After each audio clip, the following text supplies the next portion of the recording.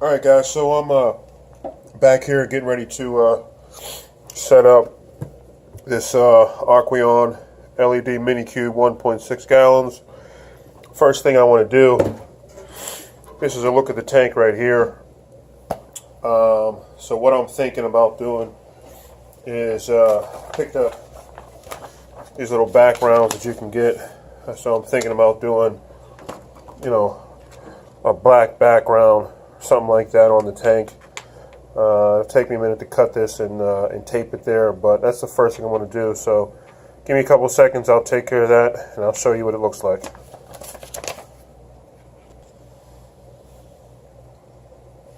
Alright guys, so here's the background of the tank that I put on there. Just some tape and just kind of cut it on there. I hope I got it even, but it should really, you know, help kind of give a nice look to the tank. That's kind of what I'm going for. I like, you know, darker backgrounds on tanks.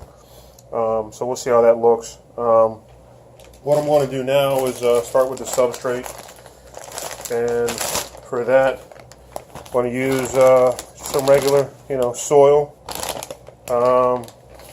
You guys know I'm a fan of the dirt. You get some really good plant growth. Got some black sand I'm going to tap that with, and then I'll start the planting process. So hang tight. Alright, I got the dirt in there, as you can see.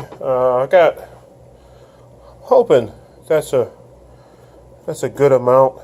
I didn't want too much, you know, the tank's not that big. Then what I'll do then is I'll just kind of wet it down. Hang on.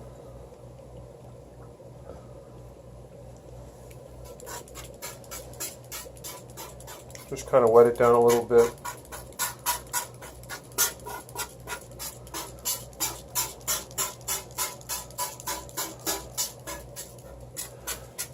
Just to give just a good base. So hopefully when I do with water and it doesn't, I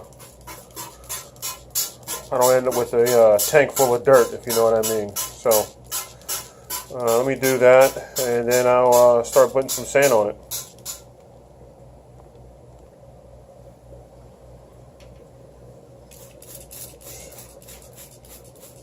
So I'll just keep wetting that down, and then from there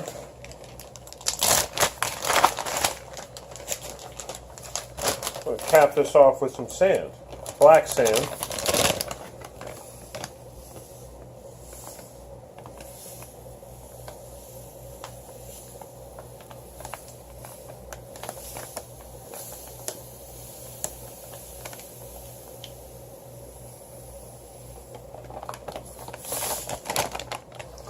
That should be enough there. And with that, I just kind of want to make sure everything's covered.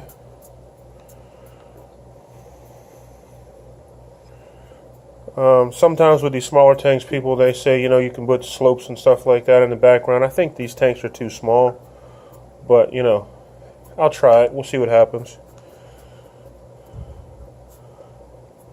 Yeah, we'll see what that looks like. And then I'll just wet that down.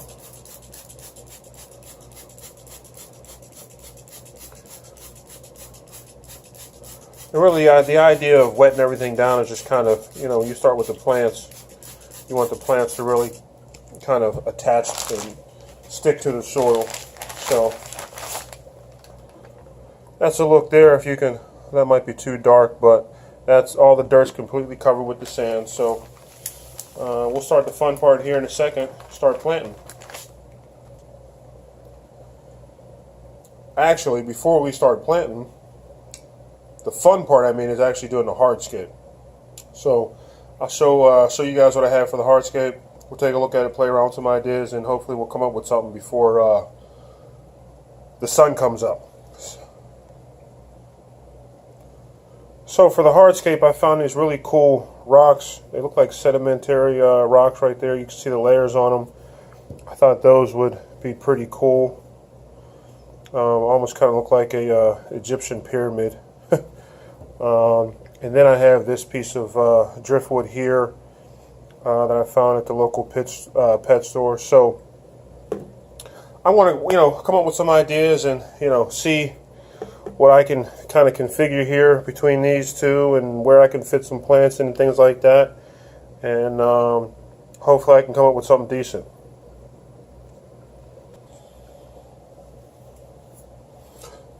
Alright, so this is the hardscape I came up with. Let me see if I can let you guys get a look down in here. And